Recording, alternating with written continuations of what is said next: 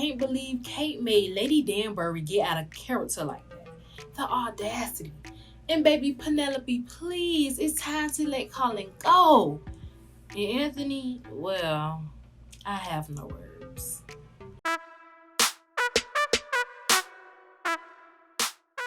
What's up, ladies, gents, queens, kings, and commentators? It's the one and only You Can't Clone Me Queen, baby. Welcome to my channel, and as always, we are recapping or reviewing a movie or series that must be talked about. And in this video, we are recapping season 2, episode 2 of Netflix hit show Bridgerton. And before we dive in, y'all please don't hesitate to like, comment, and subscribe to the channel. So let's get straight into it. We all know by now, Edwina is the queen's diamond of the season, so all eyes and prospects are on her.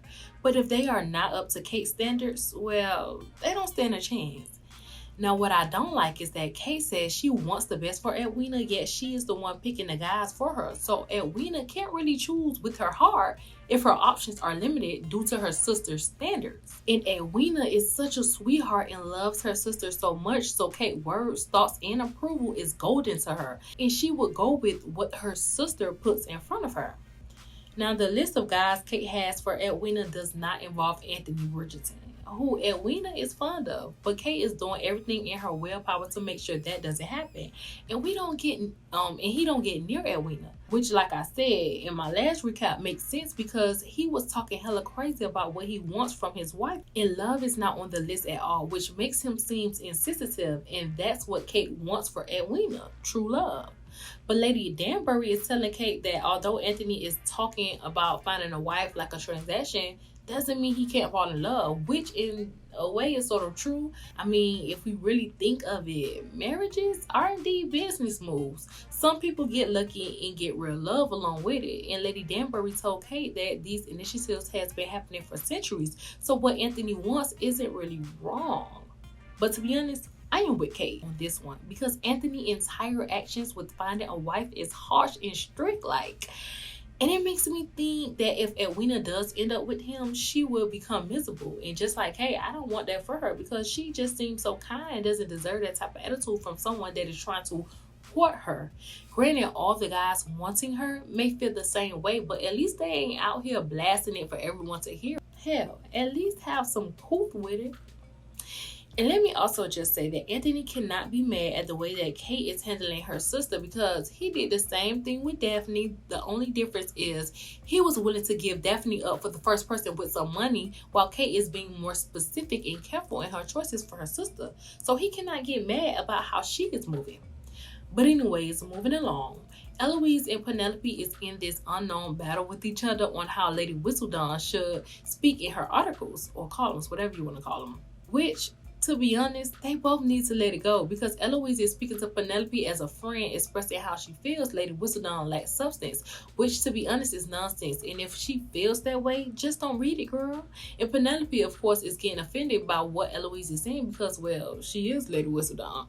So they have this ongoing tit-for-tat feud. So now Eloise wants to get in touch with Lady Whistledown so bad so she can convince her to write better gossip, words of substance. Child, I don't know what she wants from this lady at this point because gossip is gossip, period. We are only reading for entertainment, not to explore the wonders of a mind. Girl, who has time for that? When we can read about how hard Anthony is going for Edwina, but still can't get close. Baby Eloise, let it go. So after hearing their little conversation on Lady Whistledown, we see that Colin has come back from wherever he was. I totally forgot. I think he was traveling the world or something. I don't know. They said it in the first episode. But baby, when he came back, he started eyeing Penelope down like she was the woman of his dreams. And baby, I clutched my pearls and shocked because where is this energy coming from? Colin has never looked at her like that before. Whew. Child, it was real steamy, and I love that for Penelope, even though I'm still mad at her for exposing Mariana Thompson in her pregnancy. But I would let her live because I understood her reasoning. She just didn't have to expose that girl business in the process. But back to Colin coming back home. You know Penelope is all happy and jolly inside and is smiling from ear to ear, okay? So moving along in the show, everyone is showing up to the race, and of course Edwina is on a date with someone that Kate chose for her. But child boo, He was a loser who clearly wants to be friends with Anthony Bridgerton, because as soon as he popped up to speak to Edwina, the damn boy started getting all antsy and excited as if Anthony was courting him. He was even bigging Anthony up and looking like a sucker, if you ask me, because boy, this is a competition and a battle at the end of the day, and you are making your opponent look better than you. Like, who does that? Just embarrassing. My apologies for the delay. Not to worry. Lord Bridgerton has been keeping us entertained. I'm quite certain he has. Now at the royal race, Penelope is trying to get her flirt on with Colin, and here comes Eloise again, bothering the girl and interrupting what she has going on, basically being a cop blocker. At this point, I need Eloise to learn how to read the room, but she is so self-absorbed into what she wants, which at the moment is finding Lady Whistledown, that she isn't respecting the boundaries of her friend. Speaking of boundaries, I got to get into Kate because she is another one without any. So even though she has been doing all that she can to keep Anthony away from Edwina, it really isn't working because he is doing all he can to get close to her, and it is working. And baby Edwina is loving it because she really does have a crush on him. So now that Anthony has finally gotten close to her, she's happy but instantly gets sad because Kate takes his attention away from her by arguing with him about horses and just being inconsiderate of her sister's feelings overall. Granted, we know that Kate loves horses. Like, it's her passion. So I understand why she went toe-to-toe with Anthony about betting on horses. But still, she needs to be paying attention to her own date and release herself from the shackles of cop blocking Edwina and Anthony and debating him. Even though the date wasn't no good either. It's a firmer course. The weather was much cooler, thus his size was an advantage. I just wish Kate let go and let loose, because if she doesn't, she is going to lose her sister because she is taking advantage of the fact that her sister listens to her every word. But I also need Edwina to step up and push back, because at the end of the day, it is her life and love that's on the line, not the egos of Kate. And Lord Bridgerton made certain I play the fool. Let us go. So after the race, Eloise decides to go to a printing shop that she thinks Penelope uses to print her Lady Whistledown gossip columns. But the man that took her there is scared for his life and wants to go back. But she is so eager to find out who this lady is, so she just pay him more to keep him, to make sure he stay and keep a lookout. But then, you know, the man get lucky because the place is closed. But here go Eloise, she runs into some guy that is, you know, laying her out, baby. Like, whoever this boy is, he does not care nothing about Eloise's status, who she is, or whatever. He is letting her have it. And she is just appalled. But she was clapping back at him as well, because one thing about Eloise's mouth is ruthless, and she has no filter. Or do you suffer from some medical ailment about which I should be informed? Now, we all know that Eloise is not looking for a man, but I think she has finally met her match. And whoever this guy is, he is going to give her a run for her money. And I think they will fall for each other, but that's just my assumption. But moving along, we get into Philippa Featherton finally getting married, thank God. But let me just say, her mom, Lady Featherton, kills me.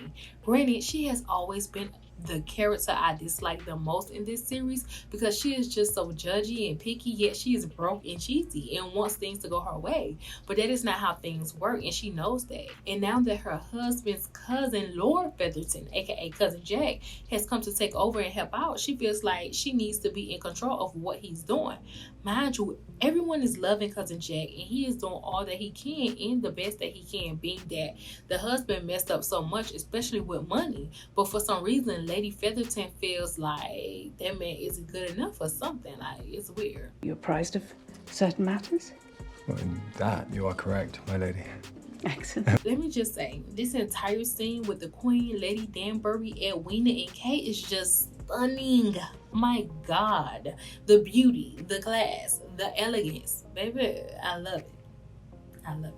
But baby, the Queen is just as bad as Eloise with this whole finding out who is Lady Whistledown scheme. So the Queen invited Edwina to the castle to have a talk with her about watching out for people with, you know, slight intentions, because she wants Edwina to report those people to her. Now, she told Edwina she wanted her to let her know who these untrustworthy people were, so she can, you know, see if they're worthy to even be present, I guess. But really, it is her way to find out if they are Lady Whistledown or not. And Lady Danbury called the queen out because she realized that the queen only made Edwina her diamond to do her dirty bidding. This is just all a mess, okay? But there are quite a few sly intentions at work here. Was I so obvious? Moving on in the show, we get into a scene where Anthony expressing his feelings about the whole situation between him and Kate while he is trying to court Edwina, and baby, he is upset. But let me just say this again. The casting for this show is so good because all the Bridgerton brothers favor each other like real life siblings. Granted, Colin is a little shorter, but still, the features is strong. But anyways, after expressing his feelings, he decided to go buy a whole horse for Edwina and take it to her. But Kate had supported before anyone else did and went outside scolding the man, continuing to express her dislikes for him. But then Edwina came out and he showed her the horse. And she basically told him that big animals aren't really her thing, but she likes smaller animals like dogs and cats. And he felt silly, as he should have, because this only goes to show that he really isn't trying as hard as he think he is with getting to know Edwina. Granted, I mean, it is kind of hard for him with Kate interrupting him every chance she gets. So of course Kate found this embarrassment amusing. So Lady Danbury decided to throw a last-minute soiree for Edwina and invite all the men that are trying to court and pursue her. But the goal was for them to do poetry, being that poems is what Edwina likes. But child, it turned into a foolish talent show for the guys. But it was just too much that Lady Danbury had to put a pause on it. And then all dispersed and started having conversation. And that's when Edwina ran into Penelope. And I'm over here like, oh Lord, here she goes, trying to get close to that girl so she can find some information about her for Lady Whistledown. Child, Penelope, you are not slick. We know what you are doing. But she got distracted when she seen Colin and went running over to him so they could finish their conversation from earlier. And she wanted to find out who was, he hanging with while he was, traveling the world.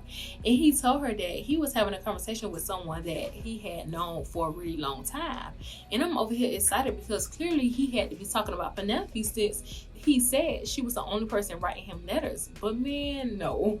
This whole time while Penelope was sending him letters thinking she was getting him to realize how much she cared for him, he bypassed all that and said her letters and words made him realize that he needs to get to know himself better and that he has sworn off women in love until he finds who he is. And I am not mad at it. Hell, we all need to endure some self-love. But when I say I scream, it's time for Penelope to hang it up because him and her would never be a thing. He just don't see her in that way. I think at this point, she just needs to openly and blatantly tell him how she feels about him so he can tell her he don't want to be with her so she can move on. Granted, he has told her that he only sees her as a friend plenty of times, but I don't know what it is. She just ain't getting it.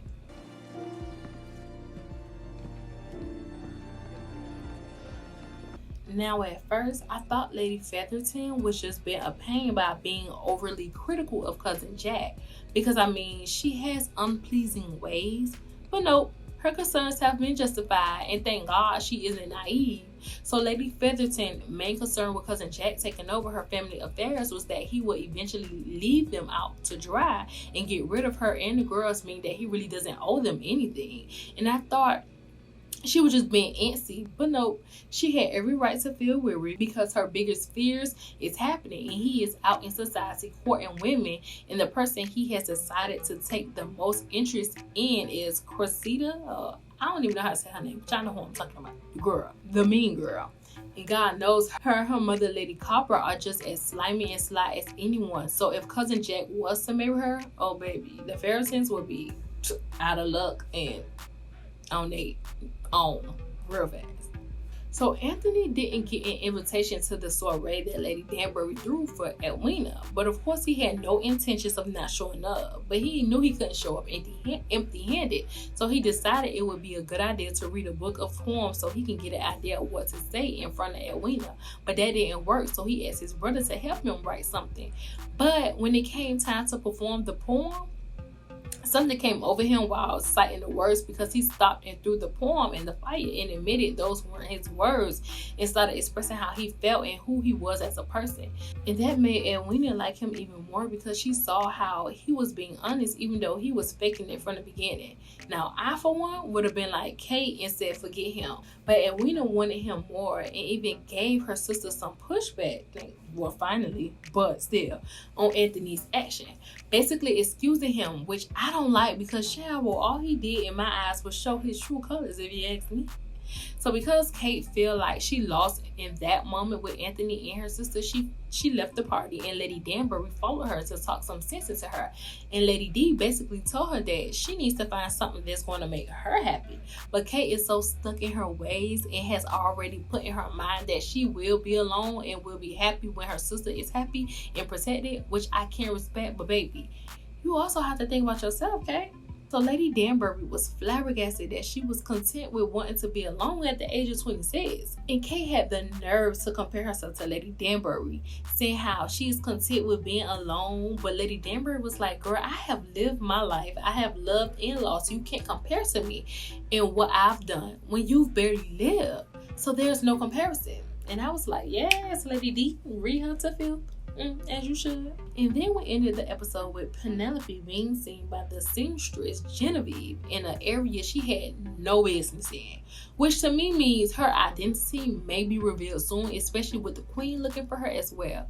Child, this is only the second episode and so much is popping off. But with that being said, you already know what it is and how it goes down over here. Like this video and show your girl some love.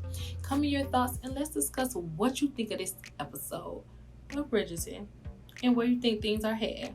And last but certainly not least, subscribe and join the queen, baby. Bye.